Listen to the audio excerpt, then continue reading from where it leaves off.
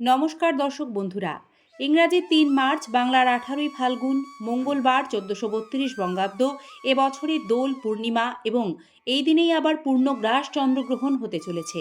এই বিশেষ দিনটিতে জ্যোতিষ ও বাস্তু বিশেষজ্ঞদের মতে কয়েকটি এমন নিষিদ্ধ খাবার রয়েছে যা কারোরই খাওয়া উচিত নয়। ভুলেও এই খাবার দোল পূর্ণিমা ও চন্দ্রগ্রহণের মহাসংযোগে গ্রহণ করলে রোগ, শোক, দুঃখ, দারিদ্র্য, দুর্ভাগ্যে কষ্ট পেতে হয় আগামী দিনগুলিতে। আমরা জানাবো সে বিষয়গুলি সম্পর্কে আপনাদের আজকেরই পর্বে। সাথে জানবেন দোল পূর্ণিমা ও চন্দ্রগ্রহণ ২০২৬-এর সম্পূর্ণ সময়সূচি। দোল পূর্ণিমার দিন রং খেলার পাশাপাশি বেশ কিছু নিয়ম ও টোটকা রয়েছে যা পালনে জীবনে উন্নতি আসে। ফাল্গুন মাসে পূর্ণিমা তিথিতে দোল উৎসব পালন করা হয়।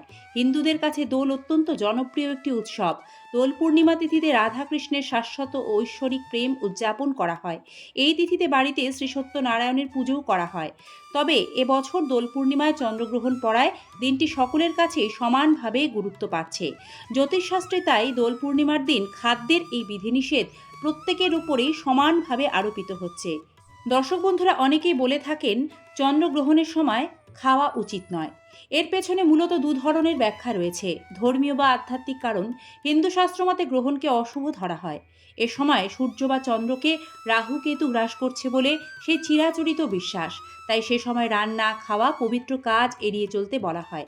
ধারণা আছে গ্রহণকালে পরিবেশে নেতিবাচক শক্তি বাড়ে, তাই শরীর ও মনকে শুদ্ধ রাখার জন্য উপবাস বা নির্জনতা পালন করা হয়। বৈজ্ঞানিক বা স্বাস্থ্যগত কারণ। প্রাচীনকালে যখন আলো আঁধারির মধ্যে রান্না বা সংরক্ষণ ব্যবস্থা ভালো ছিল না, তখন গ্রহণের সময় খাবার দ্রুত নষ্ট হয়ে যেত। সেজন্যই গ্রহণ চলাকালীন নতুন করে কোনো খাবার তৈরি করা বা খাবার খেতে বারণ করা হয়েছিল। সে কারণেই চন্দ্রগ্রহণের সময় নতুন করে কোনো রান্না করতে না করা হয়। কাঁচা ফলমূল, সবজি কাটতে নিষেধ করা হয়, বিশেষ করে গর্ভবতী মায়েদের, এবং গ্রহণ চলাকালীন কোনো কিছু খেতে না করা হয়। আর আগে থেকে রান্না করা খাবার কি করবেন? তা তো ফেলে দেওয়া যায় না। তাতে তুলসী পাতা দিয়ে রাখার বিধান রয়েছে। তাতে খাবার অশুদ্ধ বা নষ্ট হয় না। তাহলে বোঝা গেল, চন্দ্রগ্রহণের মধ্যে নতুন করে কোনো খাবার তৈরি করবেন না। চেষ্টা করবেন খাবার না খেতে, আর আগে থেকে রান্না করা খাবারে তুলসী পত্র দিয়ে রাখতে। দোল পূর্ণিমায় যে খাবার একেবারেই মুখে তুলতে নেই তা হলো যে কোনো রকমের তেতো খাবার।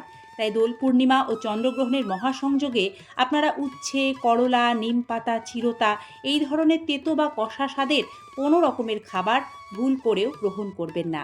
এছাড়াও দোল পূর্ণিমার দিন যেহেতু ভগবান শ্রীকৃষ্ণের পূজা আরাধনা করা হয়, তাই সেই রীতি বা নিয়ম মেনে দোল পূর্ণিমার দিন বেগুন, পুঁই শাক, কলমি শাক, লাল শাক, করলা, বরবটি এই জাতীয় সবজি বা শাকগুলিকে বর্জন করতে হয়। দৈনন্দিন ব্যবহারে লবণ ব্যবহার না করে ব্রত বা পুণ্যদিনে সৈন্ধব লবণ ব্যবহারের শাস্ত্রীয় বিধান রয়েছে। দর্শক বন্ধুরা, দোল পূর্ণিমার দিন ভুল করেও কোনো রকম খাবার পুড়িয়ে খাবেন না।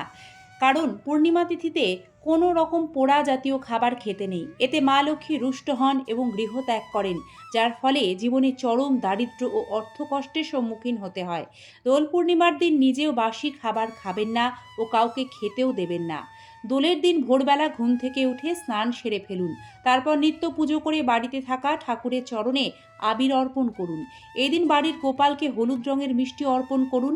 পায়েস ভোগ দিন। ভোগের ওপর অবশ্যই তুলসী পাতা দিতে হবে।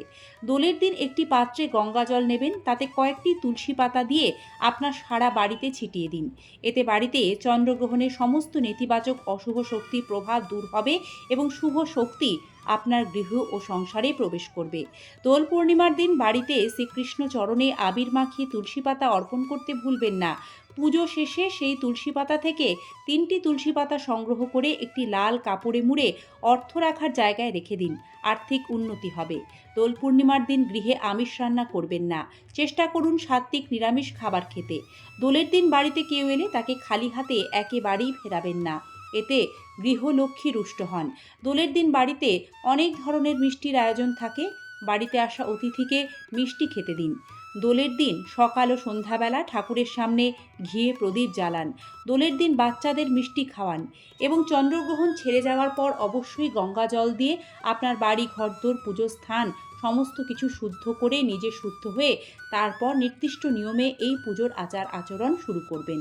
এবার দেখে নিন দোল পূর্ণিমায় চন্দ্রগ্রহণের সম্পূর্ণ সময়সূচি। 2026 সালে বছরের প্রথম পূর্ণগ্রাস চন্দ্রগ্রহণ ইংরাজি 3রা মার্চ, বাংলার 18ই ফাল্গুন মঙ্গলবার দোল পূর্ণিমার দিন হতে চলেছে। ভারতে গ্রহণ শুরু হবে ইংরাজি 3 মার্চ দুপুর 3:20 থেকে এবং গ্রহণ শেষ হবে সন্ধ্যা 6:48 বাংলাদেশে এই চন্দ্রগ্রহণ ইংরাজি 3রা মার্চ দুপুর 3:50 শুরু হবে এবং সমাপ্ত হবে রাত্রি 7:18। ভারত ও বাংলাদেশে এই গ্রহণ সম্পূর্ণ দৃশ্যমান থাকবে, তাই গ্রহণের সূতককাল, বিধিনিষেধ সবটাই এই দুটি দেশের জন্যই বৈধ হবে। সকলে ভালো থাকবেন। পর্বটি সম্পূর্ণ দেখার জন্য ধন্যবাদ। নিয়মিত এই ধরনের তথ্য সমৃদ্ধ ভিডিও দেখতে সিংহরায় ডোরবেল চ্যানেলের সাথে থাকার বিনম্র অনুরোধ জানিয়ে আজকের পর্ব এখানে শেষ করছি। যাতে বিষয়গুলি সকলে জানতে পায়, চাইলে পর্বটি সকলের মাঝে শেয়ার করে দিতে পারেন। ধন্যবাদ। নমস্কার। শুভ দোল পূর্ণিমা।